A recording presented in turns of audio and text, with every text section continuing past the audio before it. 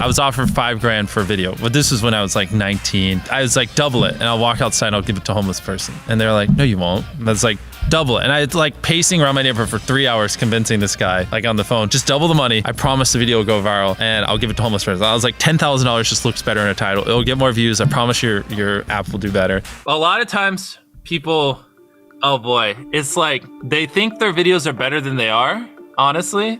And tell them, Jimmy, tell them. I mean, they do that, and they have horrible friend groups because you really are like the type of YouTubers you hang around. It's getting people with the right YouTuber friend group that aren't pussies and will actually tell them when their content's bad and like actually roast it and help them get better in a nice, positive way. Basically what I did was I somehow found these other like 4 lunatics. 3 of us were college dropouts. 1 was a high school dropout, and 1, I don't know, he just like quit his job. We were all super small YouTubers, and we basically talked every day for 1,000 days in a row and did nothing but just like hyper study, like what makes a good video, what makes a good thumbnail, what's good pacing, like how to go viral. We would just get on Skype every morning, and like some days like I'd get on Skype at 7 a.m. and I'd be in the call until like 10 p.m. and then I'd go to bed, I'd wake up and I'd do it again. We'd do things like take 1,000 thumbnails and see if like there's a correlation to the brightness of the thumbnail to how many views it got. Imagine a world where it's just you working solo and you work 12 hours a day every day for like a year. And you're just grinding, you make a mistake, you learn from it, you grind, you make a mistake, you learn from it, and you do that for like a year. And then imagine a different world where you have 4 friends who are also equally grinding in something similar. Friend number 1 makes a mistake on Friday, he teaches the other 4 people. Friend number 2 makes a mistake the next week, teaches everyone. And then like you're all learning from each other's mistakes. You're all constantly studying 24/7 and downloading each other. Like after a year, you're like 2 years ahead of the guy who was just solo. Do you frequently go that far out of your way to capture the thumbnail? Yeah, I mean, of course, everyone should. If people don't click, they don't watch. So you want to give them something to click. Something a lot of people forget is like unsuggested on phones, thumbnails are really fucking small. So like people are editing thumbnails full blown on their computer, and when you shrink it down, you can't see. We try to all around be above the rest. Anyone can clickbait, but you do actually like deliver on it. We say we put 100 million Orbeez in the backyard, we put 100 million Orbeez in the backyard. Your title and thumbnail set expectations. Like what you're saying is like, I like bananas. And what you need is bananas are the best goddamn food on the planet. Like that's the type of opinion you need. Like you need something like how to get 100 million views on YouTube, or not even that, that's not strong enough. You need something that makes people go, what the fuck? What the fuck did he say in that video? What the fuck? I need to know. At the very beginning of the video, to minimize drop-off, you want to assure them that those expectations are being met. If you're putting 1 million Orbeez in a pool, don't start the video with you shopping for, you know, your mom's birthday present. At the beginning of the video, just say, this is 100 million Orbeez. We're gonna fill this pool and this entire backyard with them. Match the expectations, and then you want to exceed them. So you want to assure people that what they clicked on is what they're getting, and then blow their mind and be like, but you're also getting even more. Anytime you say the word algorithm, just replace it with audience. The algorithm didn't like that video? No, the audience didn't like that video. If I wasn't retaining a viewer, just would it make sense for you to promote it? Why would you promote a 10-minute video that people watch on average a minute and a half? I mean, every video, even the stupid ones, I learned something. You know, that's something I try to make a very big point of, is like, no matter how bad we mess up, like we sometimes have videos that have horrible retention. It's just like, as long as you learn from it, it's not the end of the world. Every YouTuber says it. It's like, no one will ever be able to replicate my style. I gotta edit it. But newsflash, someone can. It's actually not as difficult as you think. It was good that I got a really strong foundation on how YouTube works and how the style of videos I wanted and everything before I scaled up the team, if that makes any sense. I just want to make sure that's clear, because I've seen people try to build the team without foundation and knowing how to do well. I know that if we film this video, it will do well, just because I've spent a decade of my life hyper obsessing over YouTube and I have a good pulse on it. But if you didn't have that, then you wouldn't know. Like, you wouldn't be able to spend $4 million on a Squid Game, because you might lose $2 million and then you can't pay your people. But of course, yeah, if I didn't have these people, I couldn't do half the stuff I do. For the last like 8 or 9 years, like every dollar I've made, I just spent it the next month on content. And I just did that every single month, and it just kept getting bigger and bigger, and here we are. Since I was 13, there probably hasn't been a single hour that's gone by that I've been awake where I haven't thought about YouTube. Like, I'm just focused on making the best videos possible, period. I don't care about making money. I don't care about time. I don't care about anything. I just want to make the best videos on the planet. Literally all the algorithm does is reflect what the people want to a T.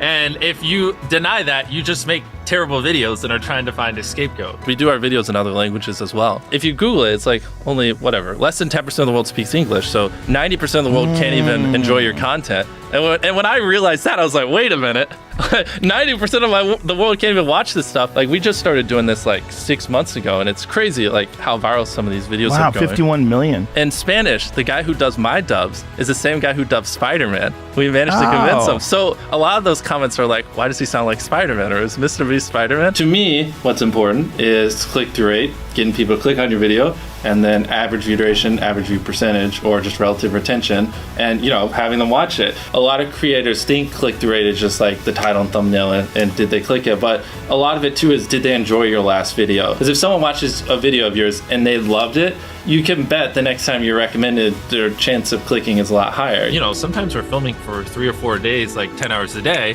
30, 40 hours of filming plus months of setup, whereas most creators probably film for a couple hours and set up for a day. Outside of just filming, we brainstorm video ideas, relentlessly, hours every day. By always doing all those things, it just distinctively sets it so far apart that it's basically, in my head, it's like, why would you not watch it? Viewers aren't stupid. They can tell when you half ASS, I don't know if I'm allowed to curse, a video, or if you really put in effort. And if they can tell you're putting in a lot of effort, they're gonna be more likely to click on future videos. And that snowballs. And because once you build that trust, they get to a point where it doesn't matter what you upload. They just know it's high effort and they just know it's great. And they're just conditioned just to watch because you have a good track record. And so with filming, it's just like trying to make sure we're doing everything we can, no matter how expensive it is, no matter how much time it takes, to make the best video possible. A lot of people, if they gave away 100 grand, they would make a huge deal about it. But sometimes we're just like, yeah, here's 100 grand. Thanks for watching, bye. Doing it that way makes it more fun and just more interesting. So I like to keep a little bit of it mysterious because I think that's what people enjoy. A lot of people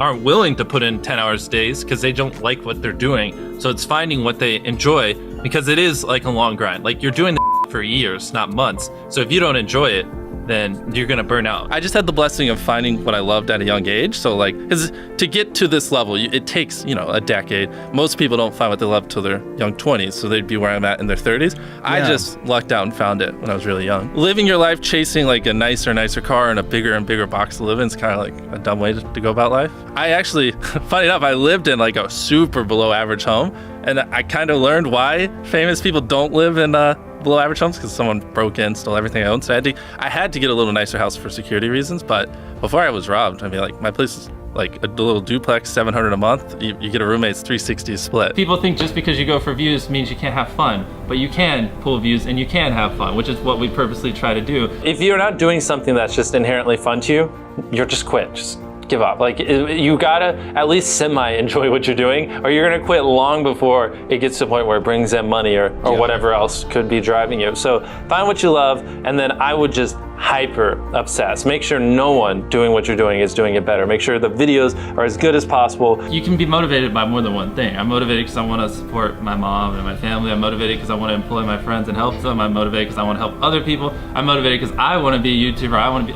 I feel like that's another misconception. You can have lots of things that drive you. Absolutely. Yeah. Absolutely. So there's just tons of stuff that drive me. And everything drives me to wanting to be a YouTuber, so I kind of obsess over it. For the people that are willing to be coachable, I would say just education. There is a lot of misinformation out there that people live and breathe by, the weirdest stuff. I gotta upload at midnight on Wednesdays or my videos don't do well. It's just dumb stuff like that they don't realize how badly they're handicapping themselves. Some minor tips I could give is if somehow you could have a payoff at the end, then more people are gonna watch to the end just to see what happened. Whichever one of these 456 people survives the longest wins 456 grand.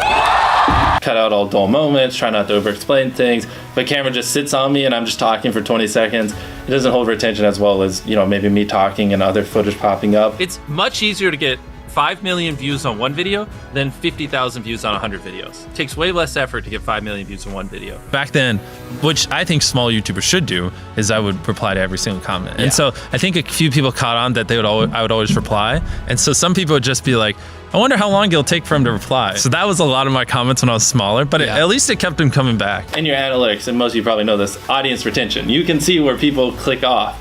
Just literally go through your last 50 videos, write down where everyone clicked off, and then just don't do those things again.